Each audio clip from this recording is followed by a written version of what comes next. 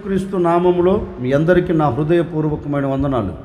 ఈ దినమంతా ప్రభు మీకు తోడై ఉండి మిమ్మల్ని ఆశీర్వదించి దీవించి క్షేమమును కలగచేయునుగాక. పరిశుద్ధ గ్రంథములో నుండి సామెతల గ్రంథం 10వ అధ్యాయం 25వ వాక్యమును నేను చదువుతా ఉన్నాను. మీ పరిశుద్ధ గ్రంథమైన బైబిల్ తెరచి చూడండి. నీతిమంతుడు నిత్యము నిలుచు కట్టడము వలె ఉన్నాడు. పరిశుద్ధ గ్రంథంలో రాయబడిన మాట ఏంటంటే, నీతిమంతుడు నిత్యము నిలిచి ఉండు కట్టడము వలె ఉన్నారు అనే మాట మన కంటికి కనపడుతూ ఉంది. అంటే ఈ రోజున చాలా కుటుంబాలు కట్టబడవలసిన కుటుంబాలు కట్టబడక, స్థిరముగా ఉండవలసిన కుటుంబాలు స్థిరపరచబడక చల్లా చెదురైపోతూ ఉన్నాయి. చల్లా చెదురైపోతున్నందువలన ప్రతి కుటుంబంలో వేదన కలుగుతుంది, బాధ కలుగుతుంది. కానీ ప్రభు అంటారు, వేదన పడకుండానట్లు, బాధ నీకు కలగకుండానట్లు నేను నీ కుటుంబాన్ని ఏం చేయబోతూ ఉన్నానంటే చక్కగా కట్టబోతూ ఉన్నాను. ఎక్కడ పడిపోకుండా, ఎక్కడ జారిపోకుండా నీ కుటుంబం నా సన్నిధిలో నిలిచి ఉండునట్లుగా నిత్యము నేను కట్టి దాన్ని నిలబెట్టబోతూ ఉన్నాను అని ప్రభువైన యేసుక్రీస్తు ఈ ఉదయకాల సమయంలో మనందరితో చెప్తున్నారండి. నిజమే, కట్టబడవలసిన నీ కుటుంబం, కట్టబడవలసిన నీ వ్యక్తిగత జీవితం, కట్టబడవలసిన నీ చేతి పని, నీ వ్యాపారం, నీ పిల్లల భవిష్యత్ కట్టబడక నేటి వరకు కూల్చబడుతూ వచ్చిందేమో నాకు తెలియదండి. కూల్చబడడానికి కారణాలు ఏవైనా కావచ్చు. ఏ కారణాల వలన నీ కుటుంబం కూల్చబడుతూ, నీ వ్యక్తిగత జీవితం కూల్చబడుతూ పడిపోయిన స్థితిలో నిలబడి వేదన చెందుతున్నావేమో. ఇక నేను లేచి నిలబడలేను, ఇక నేను మరలా చక్కగా కట్టబడలేను, నేను పూర్వపు స్థితిలోనికి నేను రాలేను అనే ఆలోచనతో ఒకవేళ నీవు సన్నగిల్లిపోతూ, సతికిలబడి, కన్నీరు కారుస్తూ, అలాగే పాతాళంలోనికి దిగజార్చబడిన స్థితిలోనికి వెళుతూ వచ్చావేమో నాకు తెలియదండి. బహుశా ఏ పరిస్థితులు నిన్ను కొట్టినా, ఏ పరిస్థితులు నిన్ను నెట్టి కుప్పగా కూల్చినా ఈ దినము నా ప్రభు నీతో చెప్పకనే చెబుతున్నారు, నీతిమంతుడు నిత్యము నిలిచి ఉండు కట్టడము వలె ఉండినట్లుగా నేను నీ కుటుంబాన్ని ఏం చేయబోతూ ఉన్నానంటే నిత్యము నిలిచి ఉండు ఒక ప్రాకారముగా, నిత్యము ఎవరు పడగొట్టని ఒక ఎత్తడి ప్రాకారముగా నేను నీ కుటుంబాన్ని కట్టబోతూ ఉన్నాను. నేను నీ కుటుంబాన్ని స్థిరపరచబోతూ ఉన్నాను. నేను నీ వ్యక్తిగత జీవితమును మలచబోతూ ఉన్నాను. ఆ విధంగా నేను నీ కుటుంబాన్ని కట్టి అనేకులకు ఆశీర్వాదకరంగా నేను నిలబెట్టబోతూ ఉన్నాను. నిజమే, ఏ పరిస్థితులు మనల్ని కొడుతున్నా ప్రభు అంటాడు నేను కడుతాను. అందుకే యెషయా గ్రంథంలో ఒక మాట రాయబడిందండి, ప్రయాసపడి గాలి వానల చేత కొట్టబడుచు ఆదరణ లేక ఉన్నదానా. అంటే ఈ రోజున కట్టబడిన కుటుంబాలు, కట్టబడుచున్న కుటుంబాలు ఏదో ఒక శ్రమ వచ్చి ఆ కుటుంబాన్ని కొట్టిన మరుక్షణమే కట్టబడిన కుటుంబాలు గొప్పగా పోల్చబడుతున్నాయి. ఏదో పరిస్థితుల ప్రభావాలు ఆ కుటుంబాన్ని కొట్టగానే కట్టబడుచున్న కుటుంబాలు కానివ్వండి, కట్టబడుచున్న వ్యక్తిగత జీవితాలు కానివ్వండి, ఏదో ఒక ఆటంకం, ఏదో ఒక అవంతరాలు వచ్చి కొట్టిన మరుక్షణమే ఏమైపోతున్నాయంటే చల్లా చెదురైపోతూ ఉన్నాయి.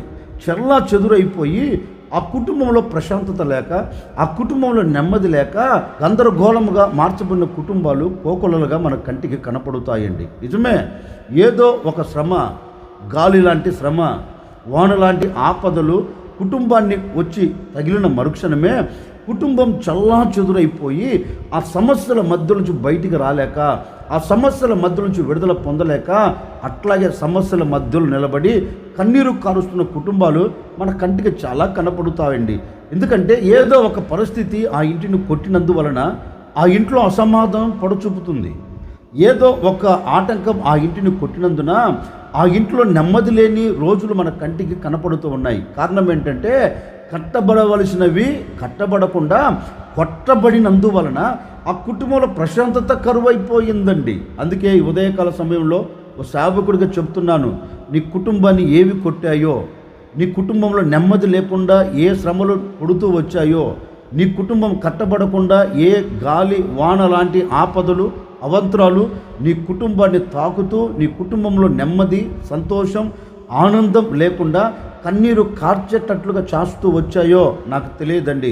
ఈ ఉదయ కలశంలో నా ప్రభు మీతో చెప్పకనే చెబుతూ ఉన్నారు, కొట్టబడిన నీ కుటుంబాన్ని నా దేవుడు కట్టబోతూ ఉన్నారు. ఇప్పటి వరకు ఎలాంటి పరిస్థితుల ప్రభావాలు విభిన్నంగా మార్చబడి ఒకవేళ నీ కుటుంబాన్ని కొడుతూ, నీ కుటుంబంలో ప్రశాంతత లేకుండా, నీ కుటుంబంలో నెమ్మది లేకుండా, నీ కుటుంబంలో ఆనందం లేకుండా, నీ కుటుంబంలో ఒకరి మధ్య ఒకరికి ప్రేమానురాగాలు కలిసి ఆనందకరంగా బ్రతకకుండా చేస్తున్నాయే ఆటంకాలు, చేస్తున్నాయే అవంతరాలు, చేస్తున్నాయే ఆటుపోట్లు, వాటన్నిటిని నా ప్రభు తీసివేసి నిత్యము నిలుచు ఉండే ఒక కట్టడముగా నా దేవుడు మీ కుటుంబాన్ని కట్టబోతూ ఉన్నారు. ఎలా నిలుచు ఉండు కట్టడము అంటే, నిత్యము నీ ఇంట్లో సమాధానం నిలిచి ఉండే ఒక కట్టడముగా నా దేవుడు నీ కుటుంబాన్ని కట్టబోతూ ఉన్నాడు. నిత్యము ఆనందము నిలిచి ఉండే ఒక కట్టడముగా నా దేవుడు నీ కుటుంబాన్ని కట్టబోతూ ఉన్నాడు. నీ బ్రతుకులో ఆనందం కలుగునట్లుగా, నీ బ్రతుకులో ఒక ఆశీర్వాదం కలుగునట్లుగా, నీ బ్రతుకులో ఒక దీవెన కలుగునట్లుగా, నీ బ్రతుకునకు ఒక ప్రశాంతత కలుగునట్లుగా, నీ బ్రతుకునకు ఏ ఆటు పోటులు అవంతరాలు కలగకుండా ఈ వ్యక్తిగత జీవితాన్ని కూడా, పడిపోయిన నీ జీవితాన్ని, పడిపోయిన నీ బ్రతుకును లేపి మరలా నిత్యము నిలిచి ఉండు కట్టడముగా నా దేవుడు కట్టబోతూ ఉన్నారు. కనుక నీవు భయపడవలసిన అక్కర లేదు. ఇక నేను లేవలేనేమో, ఇక లేచి కట్టబడలేనేమో, ఇక నేను లేచి ఆనందకరంగా బ్రతకలేనేమో అనే కలవరం, కంగారు పడవలసిన అక్కర్లేదండి. ఈ దినమును నా ప్రభు పడిపోయిన నీ జీవితాన్ని లేపి కట్టబోతూ ఉన్నాడు. పడిపోయిన నీ బ్రతుకును లేపి కట్టబోతూ ఉన్నాడు. పడిపోయిన నీ కుటుంబాన్ని లేపి నా దేవుడు కట్టబోతూ ఉన్నారు. చూస్తున్న వారందరూ ఆశ్చర్యపడినట్లుగాను, చూస్తున్న వారందరూ నిన్ను గూర్చి చెప్పుకునేటట్లుగాను, చూస్తున్న వారందరూ నిన్ను గూర్చి చెప్పుకునేటట్లుగా నా ప్రభు నీ కుటుంబాన్ని కట్టబోతూ ఉన్నారు. నా ప్రభు నీ జీవితమును కట్టబోతూ ఉన్నారు. నా ప్రభు మీ కుటుంబాన్ని కట్టి నిత్యము నిలిచి ఉండేటట్లుగా, ఏ గాలి వాన వచ్చి నేను తాకినా, ఎలాంటి పరిస్థితుల ప్రభావాలు వచ్చి నేను తట్టినా కథలని నిత్యము నిలిచి ఉండు ఒక కట్టడముగా నా ప్రభు మీ కుటుంబాలన్నిటిని కట్టబోతూ ఉన్నారు. అందుకే దేవుని వాక్యం చెప్తుంది, నిత్యము నిలిచి ఉండు కట్టడముగా నేను కడతాను. నిత్యము నిలిచి ఉండే కట్టడముగా కడతాను అన్నారు కదా. ఎవరిని ఆయన నిత్యము నిలిచి ఉండు కట్టడము వలె కడుతాడు? పరిశుద్ధ గ్రంథములో ఒక మాట నేను మీకు జ్ఞాపకం చేస్తాను. సామెతల గ్రంథం 10వ అధ్యాయం 25వ వాక్యంలో రాయబడిన మాట ఏంటంటే, నీతిమంతుడు నిత్యము నిలిచి ఉండు కట్టడము వలె ఉంటాడు. ఏ వ్యక్తిని దేవుడు కట్టి నిత్యము నిలుచు ఉండు కట్టడముగా ఆయన మారుస్తారు అంటే, వాక్యం అంటుందండి, నీతిమంతునిగా మారినప్పుడు, నీతిమంతునిగా తీర్చిదిద్దబడినప్పుడు ఆ వ్యక్తి కుటుంబాన్ని, ఆ వ్యక్తిగత జీవితాన్ని, ఆ కుటుంబంలో ఉన్న పిల్లల బ్రతుకును దేవుడు ఏం చేయబోతూ ఉన్నారంటే, నిత్యము నిలిచి ఉండు ఒక కట్టడముగా ఆయన కట్టబోతూ ఉన్నారంటండి. ఎందుకని అంటే, నీవు నీతిమంతునిగా మారావు కనుక, నీవు నీతిమంతుడిగా తీర్చిదిద్దబడ్డావు కనుక ఆయన నిత్యము నిలిచి ఉండేటట్లుగా ఏ ఆటుపోట్లు నీ ఎదుటికి వచ్చినా నీవు కలవరపడకుండా. అందుకే లేఖనంలో రాయబడిన మాట ఏంటంటే, నీతిమంతుడు ఎన్నడూ కదల్చబడడు అని దేవుని వాక్యం సెలవిస్తుంది. ఎందుకని నీతిమంతుడు కదల్చబడడు అంటే, వాక్యం చెప్తుంది, అతడు నీతిమంతుడిగా మారాడు గనక ఎప్పటికీ కదలని ఒక స్థిరమైన కట్టడముగా, ఎప్పటికీ చెల్లించలేని ఒక స్థిరమైన కట్టడముగా, ఎప్పటికీ కదలకుండా నిలిచి ఉండే ఒక కట్టడముగా దేవుడు అతన్ని కట్టాడంట. ఎందుకని అంటే, అతడు నీతిమంతుడిగా మారాడు గనుక అతడు కదలని ఒక కట్టడముగా.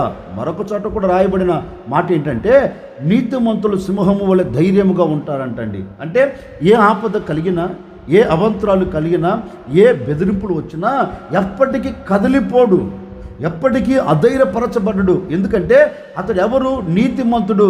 దేని ద్వారా అతనికి నీతి కలిగింది అంటే, యేసుక్రీస్తు రక్తము ద్వారా అతడు నీతిమంతుడిగా తీర్చబడ్డాడు. యేసుక్రీస్తు రక్తము ద్వారా అతడు కడగబడ్డాడు గనక ఆ యేసుక్రీస్తు అతనికి ఏం కలగ చేశాడంటే, ఒక ధైర్యమును కలగ చేశాడు. యేసుక్రీస్తు రక్తము వలన అతడు నీతిమంతుడిగా మారాడు గనక నిత్యము నిలిచి ఉండు ఒక కట్టడముగా దేవుడు అతనిని కడుతూ వచ్చాడు గనక ఎలాంటి అవంతరాలు, ఎలాంటి ఆటుపోటులు వచ్చి తన ముంగిట నిలబడినా అతడు భయపడడు. ఎందుకంటే అతనిని రక్షించిన దేవుడు ఎవరు? ధైర్యం కలిగిన వాడు. యేసయ్య ఎదుట మరణము నిలిచి ఉన్నా, యేసయ్యను మరణం పలకరిస్తూ ఉన్నా చలించలేదండి, కదలలేదు. మరణము యేసయ్య ముంగిట నిలబడి యేసయ్యను పలకరిస్తున్నా యేసయ్య మరణాన్ని చూచి అధైర్యపడలేదు, యేసయ్య మరణాన్ని చూచి పారిపోలేదు. ఎందుకంటే మరణాన్ని జయించగలిగిన దేవుడు ఆయన, చేతకాని వాడు కాదు. అందుకే మరణం ముంగిట నిలబడిన ధైర్యముగా నిలబడ్డాడు. ఆయన రక్తము వలన ఏ వ్యక్తి కడగబడతాడో, ధైర్యముగా ఉండిన యేసుక్రీస్తు రక్తము వలన ఏ వ్యక్తి కడగబడతాడో ఆ వ్యక్తి నీతిమంతుడిగా మార్చబడతాడు.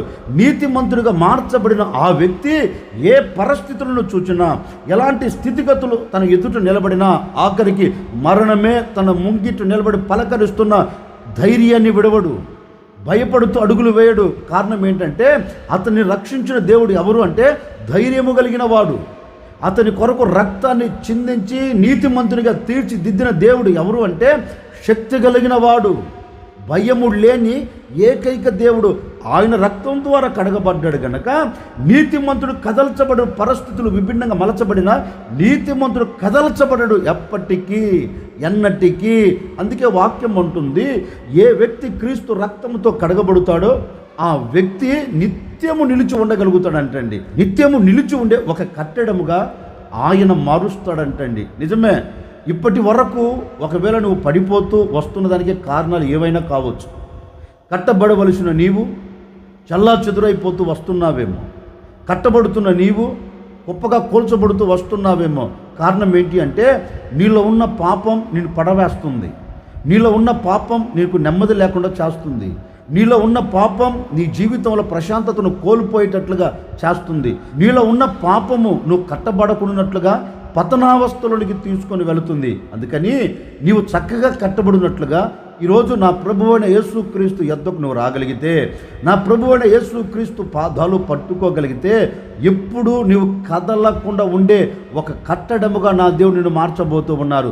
నీలో ఉన్న కల్మషం తీసివేయబోతూ ఉన్నాడు, నీలో ఉన్న అపవిత్రత తీసివేయబోతూ ఉన్నారు, నీలో ఉన్న పాపమును కడిగివేసి పరిశుద్ధునిగా మార్చి పవిత్రునిగా మార్చి నిత్యము కదలని ఒక కోట వలె, నిత్యము కదలని ఒక కొండ వలె అవంతరాలు నేను పలకరిస్తున్నప్పటికీ, ఆ వేదన నీ ముంగిట నిలబడినప్పటికీ, కలవరాలు నీ ఎదుట నిలబడినప్పటికీ, అవమానం నీ ముంగిట నిలబడినప్పటికీ వీటిని చూచి నీవు అధైర్యపరచబడకున్నట్లుగా నా దేవుడు నిన్ను ధైర్యముతో కట్టబోతూ ఉన్నాడు. నా దేవుడు నిన్ను ధైర్యంతో కట్టి ఆశీర్వాదకరంగా నిలబెట్టబోతూ ఉన్నారు.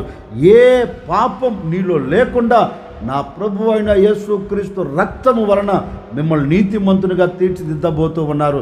లోకములో ఎక్కడ మనకు దొరకదండి, లోకములో ఎక్కడికి వెళ్ళినా ఇలాంటి పవిత్రమైన రక్తం మనకు దొరకదు. ఒక వ్యక్తి నీతిమంతుడిగా మార్చబడాలి అంటే యేసుక్రీస్తు రక్తము ద్వారా మాత్రమే. గొర్రెల రక్తం ద్వారా నీతిమంతుడిగా మార్చబడలేడు, మేకల రక్తము ద్వారా నీతిమంతుడిగా మార్చబడలేడు, దానము చేస్తే నీతిమంతుడిగా మార్చబడలేడు, వస్త్ర దానాలు చేస్తే నీతిమంతుడిగా మార్చబడలేడు, అన్న దానము చేస్తే నీతిమంతుడిగా మార్చబడలేడు. భూలోకములో నీవు ఏ దానాలు చేసినా నీ వ్యక్తిగత జీవితమునకు, నీ జీవితమునకు పట్టుకున్న పాపములో నుంచి విడుదల పొంది నీతిమంతునిగా మారాలి అంటే ఒక పవిత్రమైన రక్తము కావాలి, ఒక పరిశుద్ధమైన రక్తము కావాలి. ఆ పరిశుద్ధ రక్తం ప్రపంచంలో ఎక్కడ దొరకదండి. దొరకగలిగిన చోటు ఒకే చోటు, నేను ప్రకటిస్తున్న యేసుక్రీస్తు చెంత మాత్రమే.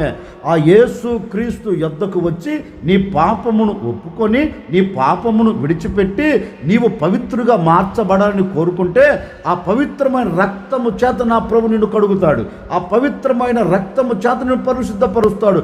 ఆయన రక్తము చేత నీవు నీతిమంతుడిగా మార్చబడగలిగితే, ఆయన రక్తము చేత నీవు పవిత్రునిగా మార్చబడగలిగితే వాక్యం అంటుందండి, నిత్యము నిలుచు ఉండే కట్టడముగా ఆయన కడుతాడు.